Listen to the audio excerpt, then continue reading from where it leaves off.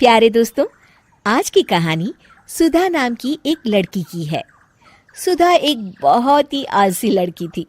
घर के काम करना तो दूर, वो एक गिलास पानी के लिए भी अपनी माँ पर निर्भर थी। अरे अब उठ भी जा नालायक, 10 बजे तक सोती रहती है। अरे कुछ तो घरेलू लड़कियों वाले लक्षण दिखा। सोने दो ना माँ, क्यों परेशान कर रही हो? अरे भाग्यवान, क्यों मेरी बिटिया को तंग कर रही हो? सोने भी दो इसे। लो, बाप बेटी दोनों एक जैसे हैं। देख लेना, आपकी ये लाडली ससुराल जाके हमारी नाक कटाएगी। मैं कहती हूँ अब भी वक्त है, अपनी ये आदतें सुधार ले, वरना ससुराल में तेरी सास कान खींच कर तुझे सीधा करेगी। वही तुझे सबक सिखाएगी। दुनिया में आज तक कोई ऐसी सास पैदा नहीं हुई माँ, जो सुधा चोपड़ा को सबक सिखा सके। लेकिन होनी को कुछ और ही मंजूर था। सुधा की शादी एक ऐसे घर में हो जाती है जहां उसकी सास एक रिटायर्ड पुलिस वाली थी। अब कहानी में मजा आएगा। हाँ माँ, यहाँ सब बहुत अच्छा है। मेरे ससुराल के लोग भी ना बहुत मिलनसार हैं। ठीक है माँ, मुझे नींद आ रही है, फोन रखती हूँ माँ। ठीक सुबह 5 बजे। अरे जल्दी उठो भाग्यवान, वरना कयामत आ जाएगी। हैं? अरे क्या हुआ? कौन सी कयामत आ जाएगी? अरे मेरी माँ आ जाएगी। तुम नहीं जानती, इस घर में सिर्फ मेरी माँ का हुक्म चलता है। सबको सुबह 5 बजे बिस्तर छोड़कर हॉल में पहुंचना ही पड़ता है। अरे अब इंसान क्या अपनी नींद भी पूरी नहीं करेगा? यहाँ मजाक चल रहा है क्या? तभी वहां सुधा की सास आ जाती है। अटेंशन! मजाक तो तू समझ रही है बाबू, ये मेरा घर है और यहाँ हर किसी को डिसिप्लिन में रहना होगा। अटेंशन! अरे माँ जी, लेकिन इतनी सुबह कौन उठता है? कौन होता है मतलब?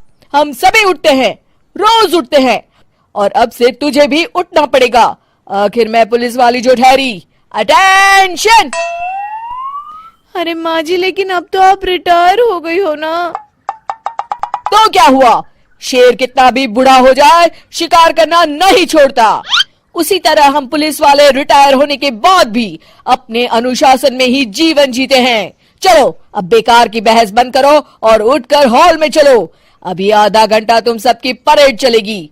अटेंशन! अरे मैं कोई परेड नहीं करने वाली।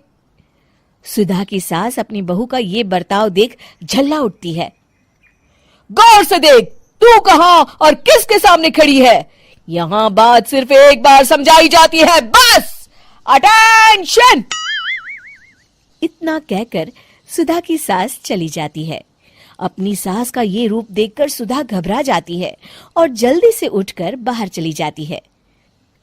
उस दिन से सुधा की जिंदगी बदल जाती है। हाय, थक गई मैं तो। ये घर है या जेल? कितना काम करना पड़ता है।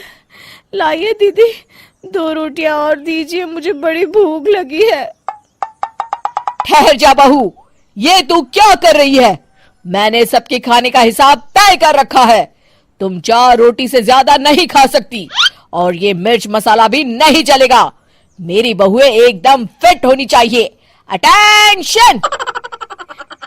क्यों माँ जी, आप हमें दंगल में लड़ने के लिए तैयार कर रही हैं क्या?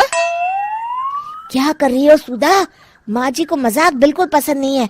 चुप करके खाना खा लो, इसी में भलाई है। इस तरह धीरे धीरे सुधा अपने सास के रंग में पूरी तरह रंग जाती है, लेकिन इसका उल्टा ही असर पड़ता है। सुधा अपनी सास से भी ज्यादा अनुशासन की पक्की हो जाती है। सुधा की सास तो सबको 5 बजे उठाती थी, लेकिन सुधा सबको 4 बजे ही उठा देती थी।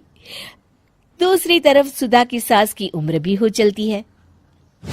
माँ जी, आजकल आप सुबह उठने में बहुत आनाकानी करती हैं। मुझे ये सब बिल्कुल पसंद नहीं है। अरे बहू, मैं तेरे हाथ जोड़ती हूँ, भगवान के लिए अब मुझे छोड़ दे। इतने सवेरे उठना और कसरत करना अब मेरे बस की बात नहीं है। माँ जी, आप मैदान छोड़ के भाग रही हैं। आप तो पुलिस वाली हैं। अटेंशन! अरे अब कहाँ की पुलिस वाली, अब तो मैं रिटायर हो चुकी हूँ।